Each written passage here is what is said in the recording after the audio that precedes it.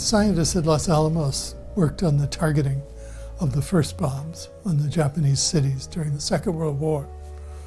They were concerned that these weapons not be perceived to be some new kind of poison gas. They were concerned that the primary destructive force that was harnessed would be blast and fire, but not radiation. They were, however, aware that one of the first kinds of radiation coming off a nuclear fireball would be prompt neutrons, a huge flux of neutrons, and that those neutrons would kill anyone within a certain range. What they calculated, however, was that anyone who would be killed by the neutron flux would probably be killed by the blast of the explosion as well. First, there is an emission of thermal energy, gamma rays and neutrons. Depending upon the altitude of the burst, the neutrons reach the target in large or small quantities. The gamma rays extend far from the target center. In general, radiation causes ionization in the component atoms of cells, altering their chemical nature and impairing or destroying their normal functions. With whole body radiation, ionization causes loss of function of the more sensitive tissues and organs. The degree of loss depends upon the dosage. If the exposure is both general and severe, death results.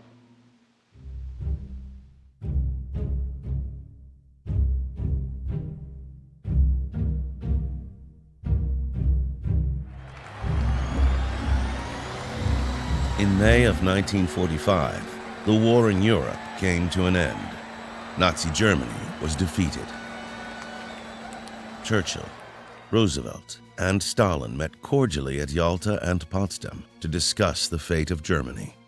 The Allies agreed that the countries they had occupied should be liberated and that freely elected governments should be encouraged.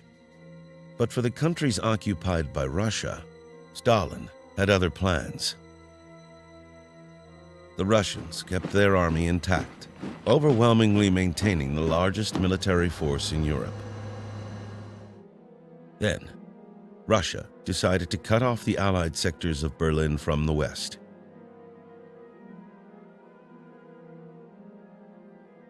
Trains and road transports were stopped. Electric power was cut. West Berlin was isolated from the free world. The response was the Berlin Airlift. For the next 11 months, American, British, and French planes landed one after another, delivering supplies of food, coal, and petroleum into the besieged city. The Russian blockade of Berlin had brought Europe to the brink of war. It was at last clear that only a strong defensive alliance could deter them from further aggression. On April 4th, 1949, the North Atlantic Treaty was signed by 12 Western nations. This alliance became known as the North Atlantic Treaty Organization. In 1949, there were a series of very momentous events happening on the geopolitical stage. One of them, of course, in April 1949 was the formation of the North Atlantic Treaty Organization. This was a group of 12 nations, including the United States and several other European nations, which together created a security alliance where the whole would be greater than the sum of the parts. The fact that the Soviet Union had taken over Eastern Europe in the aftermath of the Second World War as part of the spoils of victory. The fact that therefore there was, as Winston Churchill famously said in 1946, an iron curtain drawn across Europe, with the Soviet communist world on one side and the Western, we hoped, democratic world on the other side. The loss of China, if you will, to the communists. And then finally, I suppose we could say this sense of crisis culminated in August of 1949 when the Soviets detonated their first atomic bomb, which was then announced to the American people about a month later in September 1949.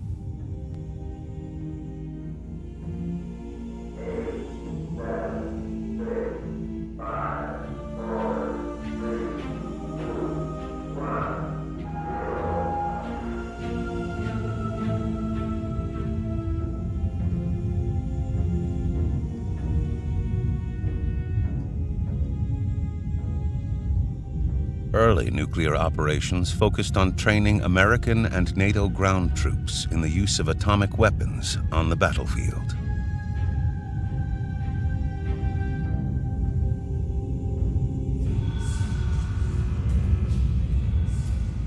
Nuclear weapons can, to put it crudely, be divided into two categories. One of them would be tactical nuclear weapons, which would be for use on a battlefield. These would be small yield weapons that would be designed to be used in particular theaters of operation.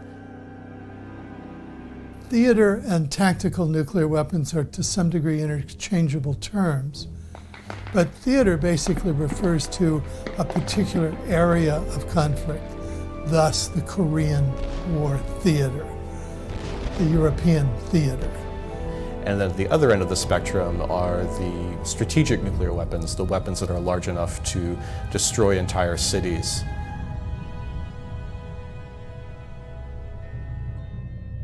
In the summer of 1951, more than 100 scientists and academics participated in Project Vista, a secret study hosted by the California Institute of Technology. Vista's purpose was to determine how existing technologies supported by nuclear weapons could offset NATO's weaker conventional forces and repel a massive Soviet invasion.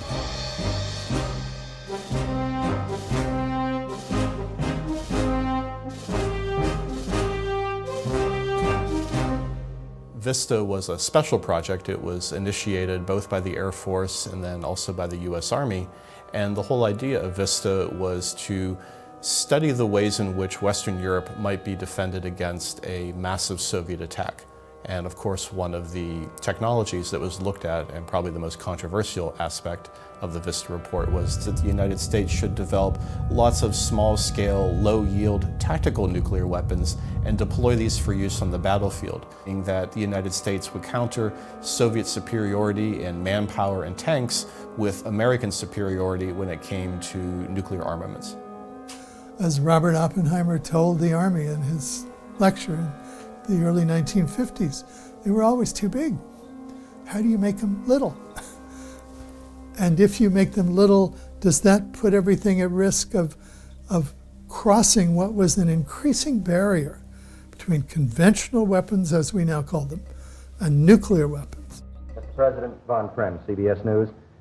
Yesterday at his news conference, Secretary of State Dulles indicated that in the event of general war in the Far East, we would probably make use of some tactical small atomic weapons.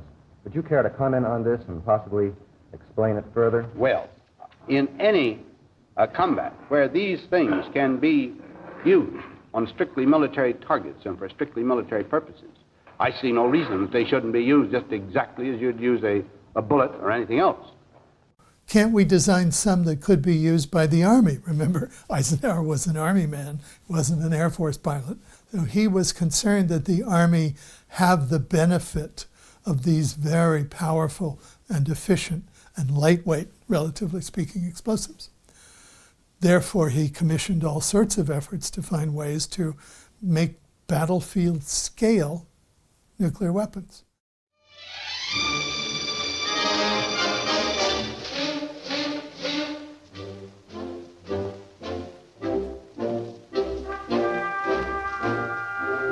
The battleground of the future may well be a nuclear battleground. And the nuclear weapon is perhaps the greatest challenge to the foot soldier in military history. The United States Army believes it is a challenge that can be met, and that today's soldier has a chance of surviving this new weapon, just as the soldier of the past was able to survive the weapons of his day. Keeping in mind that your first priority, as always, is to perform your assigned task, now let's see what protective measures you can take against an atomic attack. For atomic defense, you need a deeper hole than usual. Have a minimum of 3 feet between ground level and the top of your body in crouching position. The sides may crumble, but this foxhole will give you very good protection against flying missiles, heat, and radiation. Have faith in your leaders. They will ensure that you do not get more radiation than is absolutely necessary. Your weapons and equipment may also be contaminated by radioactive fallout. If your immediate assignment requires their use, go ahead and use them. The risk from not carrying out your job will be more critical than the amount of radiation you get. You can decontaminate your equipment in the field by sweeping or scraping it down. Today, the Army is training its soldiers against possible nuclear warfare and teaching them the most effective methods of defense against atomic attack. There is no minimizing the potency of the nuclear weapon, but today's soldier, well informed as to the nature of that weapon and well trained in test explosions over the last few years, has a better chance of survival on the atomic battlefield. In November of 1952, an event took place which was to have a profound effect on the scientific and political climate of the world.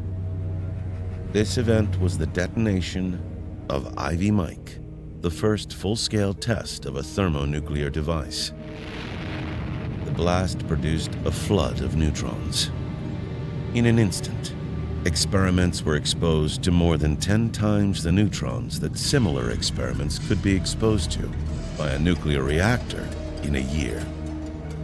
This caught the interest of some in at least two separate fields, that of bomb design and the associated diagnoses of bomb performance, and those interested in collateral effects, the incidental reaction to material and people in particular.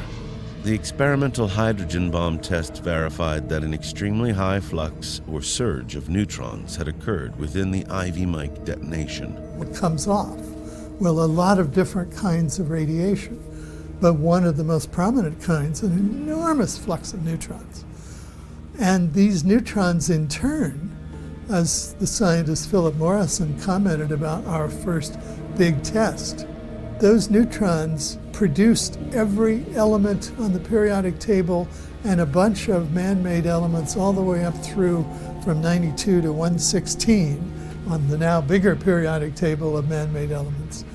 Intrigued, the Atomic Energy Commission established a study program to investigate this particular characteristic of nuclear weapons.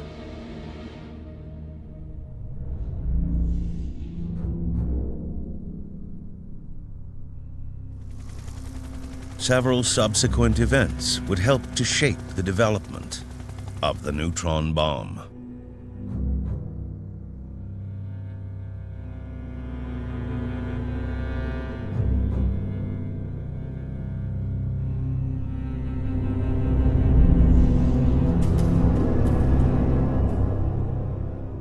Castle Bravo, the largest nuclear test conducted by the United States, exploded, delivering a promptly lethal dose of radioactive fallout to more than 6,000 square miles of the Pacific Ocean, injuring the Marshall Islanders and some Japanese fishermen caught inside the danger zone.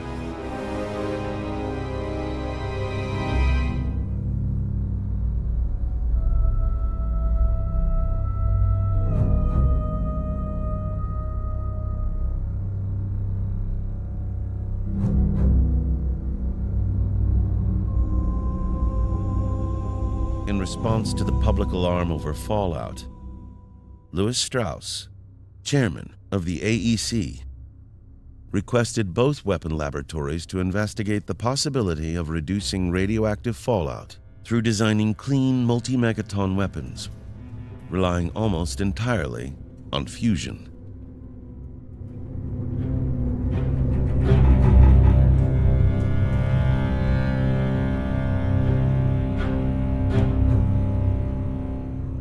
I have been visited by people that certainly by reputation and of common knowledge are among the most eminent scientists in this field. Among them, Dr. Lawrence and Dr. Teller. What they are working on is this, the production of clean bombs. They tell me that already they are producing bombs that have 96% less fallout than was the case in our original ones, or what they call dirty bombs. But they go beyond this. They say, give us 4 or 5 years to test each step of our development, and we will produce an absolutely clean bomb, so that the weapon becomes completely military in its application. If you use it on the battlefield, you will have an effect only so far as its blast and heat waves reach, and there will be no fallout to injure any civilian or any innocent bystanders that are off X miles, or the necessary distance to get out of the area of heat and blast. Moreover, they go to say this: if you are going to get the full value out of the atomic science in peaceful development, that is, let us assume that there are no more bombs made or used, and you want to make certain that you are getting the best out of this new science for the peaceful uses of mankind, these tests must go on. The weapon laboratories vigorously pursued clean nuclear weapon technology, which would minimize fission in favor of radioactively cleaner fusion. This would be an important step toward development of the neutron bomb. However, success in developing clean nuclear weapons wasn't easy. At first, only extremely large nuclear bombs could be made clean. The government tested such devices in the Pacific as part of Operation Red Wing in 1956. Conducted at Bikini Atoll, these megaton tests were over 200 times the yield of the bomb which leveled Hiroshima, and of which the majority of the explosive force was considered clean from fusion. These weapons could only be considered clean when compared to their dirty counterparts, yet still included tens of kilotons of fissionable material.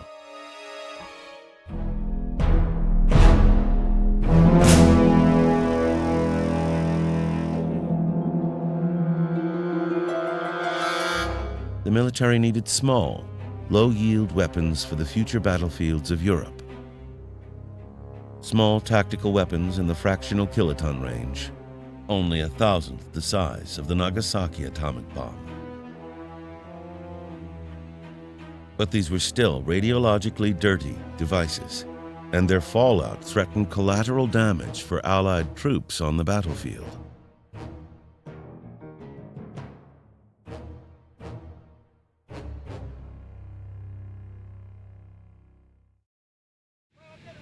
Meanwhile, testing continued with tactical fission bombs for the battlefield. The government tested competing designs for the Davy Crockett battlefield nuke. During these tests, pigs placed in tactical environments were used as biological targets, with immediate lethality from radiation as the principal objective.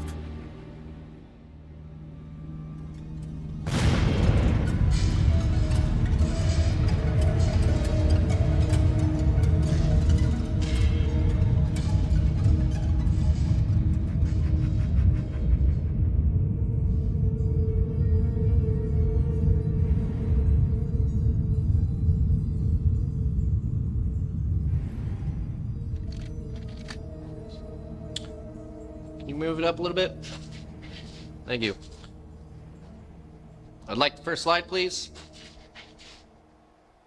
Our primary objective was to determine the immediate lethal response to the Humboldt device. Next. Here are the animals 12 minutes after detonation. You can see that they hardly move at all. This one was very close to the front of the APC at 25 yards, and he is manifesting central nervous system syndrome due to the acute central nervous system radiation injury. Next.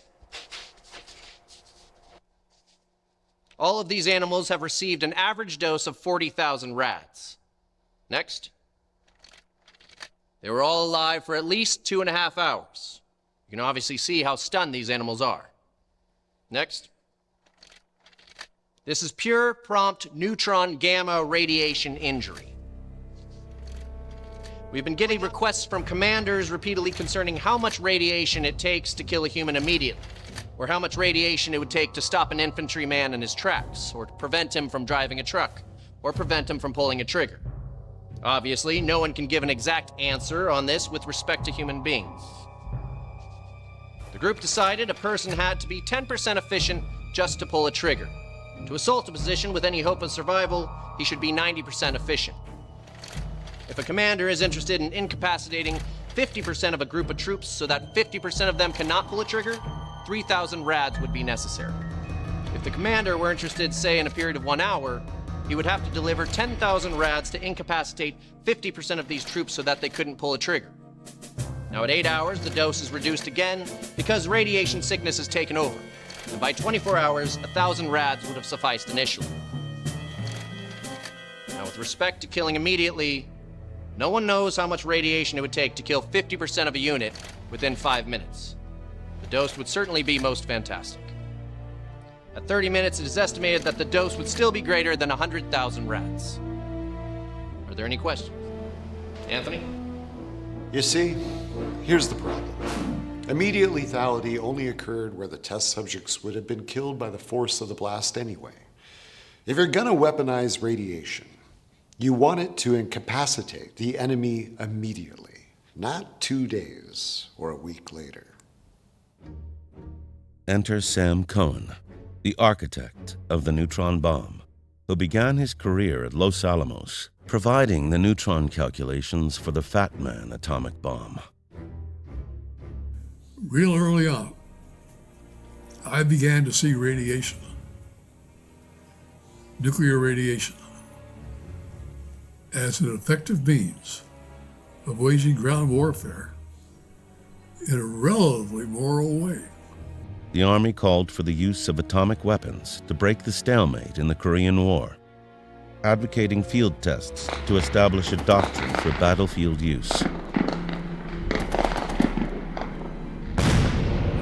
And I was dispatched as an observer to see what was happening there, and then in the back of my mind, wonder about the application of tactical nuclear weapons.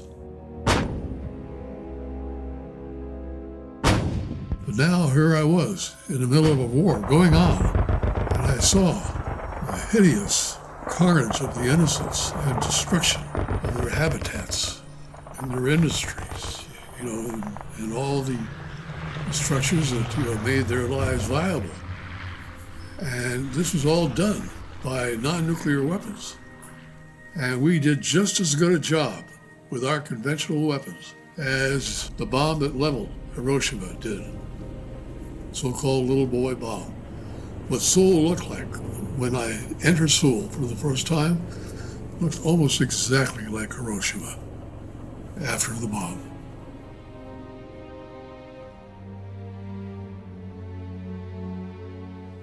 And then wandering around the countryside and seeing the awful state of the peasantry and seeing how they were affected by the war and by our weaponry.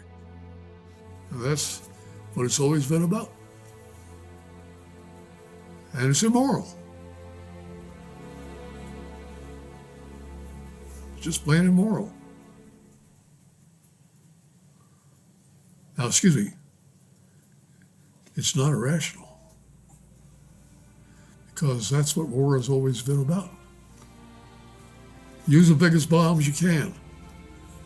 Blast the living daylights out of all these goddamn cities, which is precisely what we did in World War II. And we did a beautiful job against Germany and Japan with fire bombs and large high explosive bombs. And we killed countless, hundreds of thousands, if not millions, of innocent urban dwellers. And that ain't right. That's immoral. That's the way it was fought.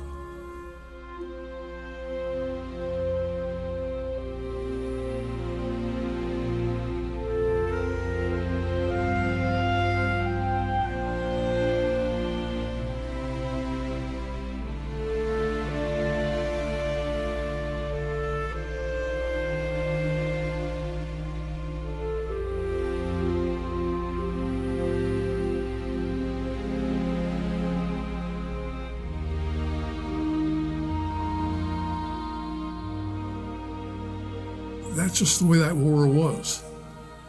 And I was all for it. And I'm not about to damn myself and condemn myself for the attitude that I had. It was typically American. You blast the bad guys, into oblivion. And bad guys being men, women, and children. And not a feeling of wretchedness, of guilt. Not in the slightest.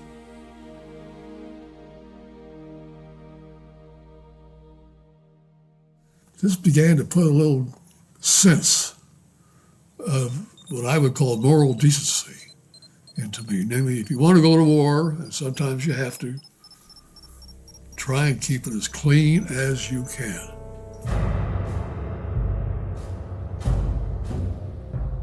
So we drove into Seoul, and we had to drive across a bridge on the Han River. And this bridge looked like it had a case of smallpox. It just cratered as a result of countless high explosive bombs that had pocked it up, but it was never destroyed. It was built so firmly. And so the first question I asked myself, suppose we dropped a nuclear weapon on that bridge. It would go into the river. Now that bridge was a very important part of our military exercises. And so it was a real military asset. So I began getting ideas. But now, from a moral standpoint, see, I would not have regarded the destruction of that bridge as immoral because it could have been done with a very low yield, accurately delivered nuclear weapon.